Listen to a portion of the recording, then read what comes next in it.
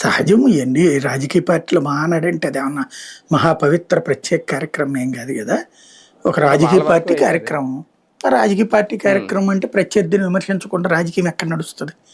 అందులో ఎస్పెషల్లీ హ్మ్. తెలుగుదేశంకి ఇంతకుముందు కాంగ్రెస్ శత్రువు, ఇప్పుడు వైసీపీ శత్రువు. వైసీపీకి ఇంతకుముందు హ్మ్. మొదటి నుంచి తెలుగుదేశమే శత్రువు.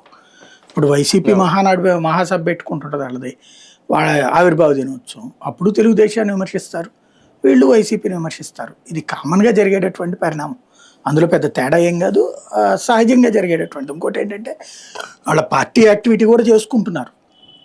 అధ్యక్ష హ్మ్. ఎంపిక అవును. లేకపోతే గనక పార్టీని ఎలా హ్మ్. అభివృద్ధి చేయాలి. మీరు చెప్పినటువంటి 6 శాసనాలు అన్నటువంటిది అందులో భాగమే గదా! అటు చేసుకుంటూ అవునవును. ఇది ఉంటది. సహజంగా ఏంటంటే స్పైసీనెస్‌కి ఎక్కువ ప్రయారిటీ ఉంటది. ఇప్పుడు సినిమాలో హితబోధ చెప్తారు చివర్లో. ముందంతా తాగి హ్మ్. తందనాలాడి రచ్చ రచ్చ చేసి అమ్మాయిల్ని పెంట చేసి అది చేసి ఇది చేసి ఫైనల్‌లో నీతి చెప్తారు. ఇట్లా చేస్తే నాశనం అవుతారని చెప్పేసి. బట్ జనాలు హ్మ్. ఏది అట్రాక్ట్ అవుతారు? ఈ స్పైసీనెస్‌కి ఇష్టపడతారు గానీ, ఆ చిట్ట చివరిలో ఉన్న నీతిని ఫాలో అవుతున్నారా?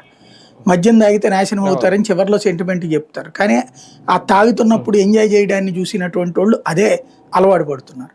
అట్లాగే రాజకీయాల్లో అంతే. గూడా వార్తలు చేస్తున్నటువంటి మీడియా ఆ స్పైసీనెస్‌కి ఇష్టపడుతుంది తప్పించి అదేముండదు. హ్మ్. కాబట్టి దాని గురించి మాట్లాడుకుంటారు కానీ, పార్టీ డెవలప్‌మెంట్ గురించి మాట్లాడకుండా 40 ఏళ్ల చరిత్ర గురించి మాట్లాడుకుంటున్నారు. రాష్ట్రంలో